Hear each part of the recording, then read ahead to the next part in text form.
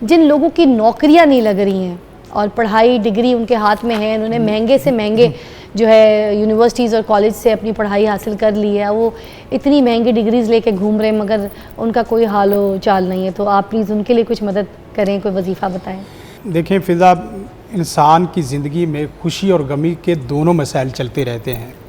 بہترین انسان وہ ہے جو اپنی خوشی کو بھی اور اپنی غمی کو بھی, اپنے اچھے حالات اور برے حالات, جس طرح کے بھی حالات ہیں, دونوں کو ہینڈل کرنا جانتا ہو اور انہیں اچھے طریقے سے سمجھنا بھی جانتا ہو اور انہیں سنبھالنا بھی جانتا ہو.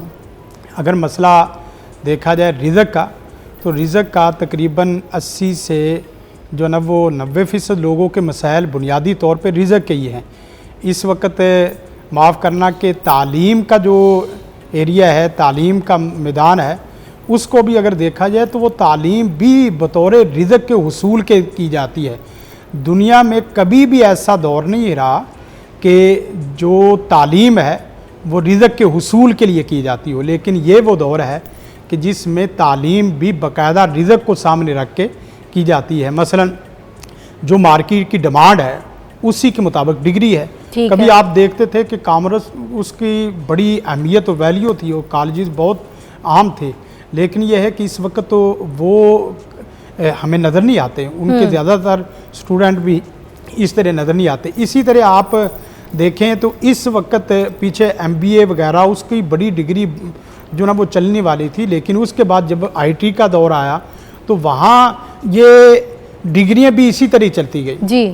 لیکن مسئلہ یہ ہے کہ جو صاحب ڈگری ہے, پوزیشن ہولڈر ہے, اس کے لیے تو رزق کا مسئلہ نہیں ہونا چاہیے, لیکن جو صاحب ڈگری ہونے کے باوجود بھی رزق کے مسائل میں ہے, تو اس کا مطلب یہ ہے کہ وہ پہلے دن سے اپنی زندگی کی پلاننگ کر کے گول کے بغیر سفر اس نے شروع کیا ہے یا منزل کو سامنے رکھے بغیر سفر شروع کیا ہے.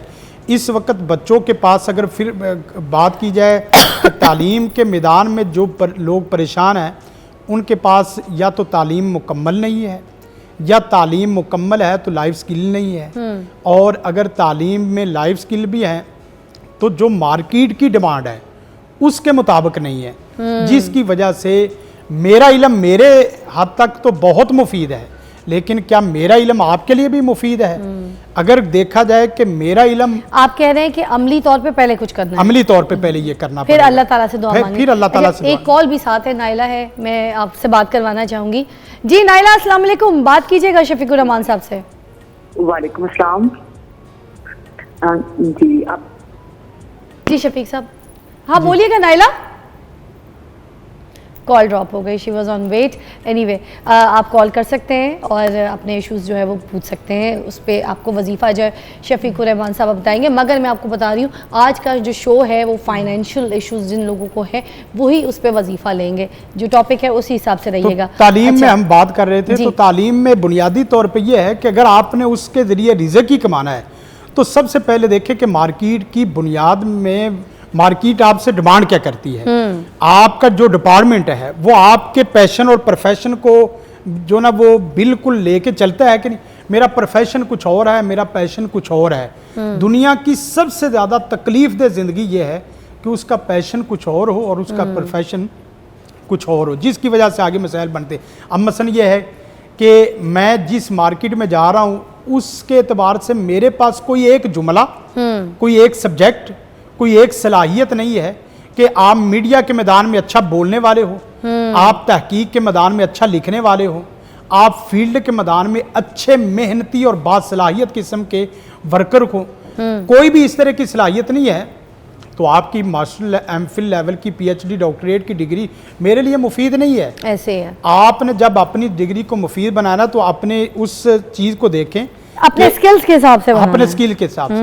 ہاں پھر اس کے بعد دیکھیں جب ایک چیز میں آپ کا سکل ہی کوئی نہیں ہے, آپ اس کی ڈگری لے کے بیٹھ جائیں تو یہ چیزیں بھی پہلے اپنی فوکس کرنی ہے. بالکل. ابوالکلام آزاد کا یہاں واقعہ ایک بہت پیارا میں نوٹ کرنا چاہتا ہوں کہ جس وقت آپ کے پاس صلاحیت ہے نا, اور چاہے کسی بھی قسم کی ہے, یقین کریں کہ دنیا کے چھوٹے چھوٹے لوگ تو دور کی بات, بڑے بڑے بادشاہ بھی آپ کے دروازوں کے باہر لائن بنا کے کھڑے ہوتے ہیں. واہ جی. گاندھی آئے اس کے پاس, اچھا, کہنے لگے کہ مولانا میں نے آپ سے ملاقات کرنی ہے. مولانا کا جملہ سنے, وہ فرمانے لگے کہ 8 دن میرے پاس آپ سے ملنے کے لیے وقت ہی نہیں ہے. वो बादशाह है हाँ, और ये आम सादा सिंपल आदमी और वो है। कहता है मेरे पास 8 दिन वक्त नहीं है। 8 दिन गांधी ने दिल्ली के अंदर बैठ के इंतजार किया हाँ, मौलाना से मिलने के लिए। अच्छा, मिलने के बाद जिस वक्त उनसे मुलाकात हुई है तो सैर असल गुफ्तगू हुई है, तो मैं डिग्री होल्डर जितने भी लोग हैं उनके लिए पैगाम देना चाहता हूं कि सबसे पहले आप एक विजन के साथ, और दूसरे नंबर पे मिशन के साथ, तीसरे नंबर पे एक सलाहियत के साथ, चौथे नंबर पे मेहनत के साथ, पांचवें नंबर पे इखलास के साथ जहां भी आप इंटरव्यू लगाएंगे दुनिया की कोई कौम भी आपको रिजेक्ट नहीं सारी कर सकती। कामयाबियां हासिल सारी कर सकेंगे कामयाबी। इंशाल्लाह। कॉल भी साथ शामिल करते हैं। अस्सलाम वालेकुम जी, या है हमारे पास। वालेकुम सलाम, फिजा कैसी हैं आप? जज़ाकल्लाह, अल्लाह का शुक्र, बिल्कुल ठीक ठाक। क्या पूछना चाहेंगे? शफीकुर रहमान साथ हैं हमारे। शफीकुर रहमान साहब को बहुत सलाम हो। उन्होंने बड़ी अच्छी बात हमें सुनाई। देखिए बहुत आपने सही बात की कि बाकी 90% से ज्यादा लोग माशी मामलात का शिकार हैं और सारे हालात ऐसे हैं। मेरा इनसे सवाल ये कि देखिए बाकी के लोग मायूस हो जाते हैं। जैसे मेरा भी कारोबार बहुत लो पे है, लेकिन फिर भी मैं अल्लाह का शुक्र अदा करता हूँ कि अभी भी बहुत से बेहतर हो। लेकिन प्रॉब्लम ये है कि जब मायूसी का शिकार हो जाते हैं तो आप तक दो भी छोड़ देते हैं और फिर जाहिर है फिर माशी हालात की वजह से घर के हालात भी खराब होते हैं, आपके आजबाजी ताल्लुकात भी खराब होते हैं।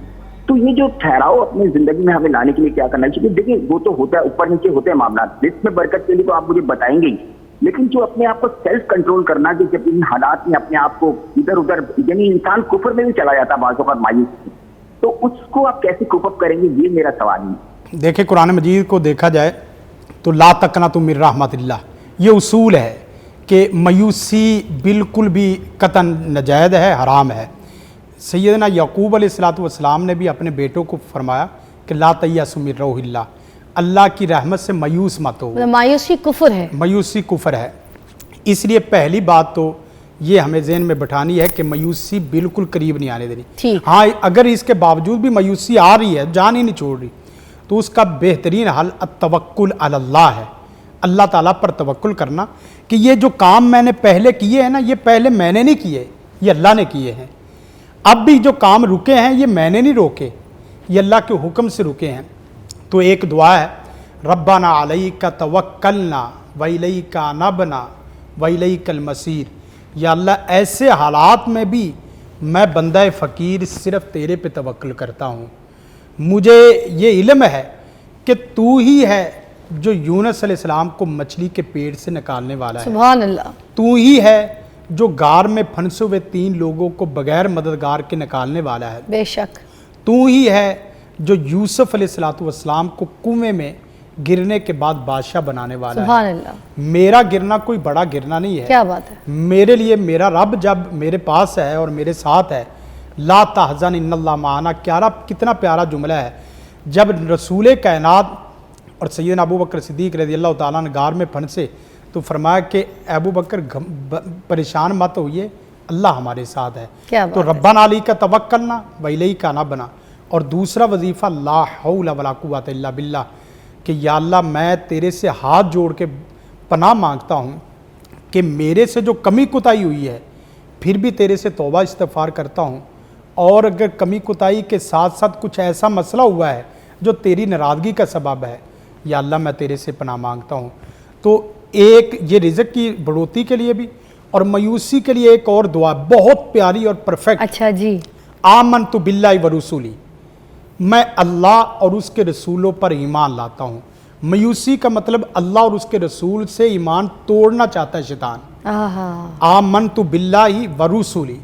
और दूसरी जो आयत बहुत ज़बरदस्त है वो क्या है, हुवल अव्वलु वल आखिरु वल ज़ाहिरु वल बातिन व हुवा बिकुल्लि शैइन अलीम। अव्वल आखिर तो वो है, ज़ाहिर बातिन तो सिर्फ वो है। मैं तो एक अदना नाचीज़ बंदा, चंद घड़ियों के लिए, चंद सालों के लिए आया हूँ। मेरा उठना गिरना कोई अहम नहीं है। जब तू गिराएगा ना तब गिरूंगा, जब तू उठाएगा तो तब उठूंगा। माशाल्लाह, क्या बात है जी, सुभान अल्लाह। बिल्कुल, बेशक।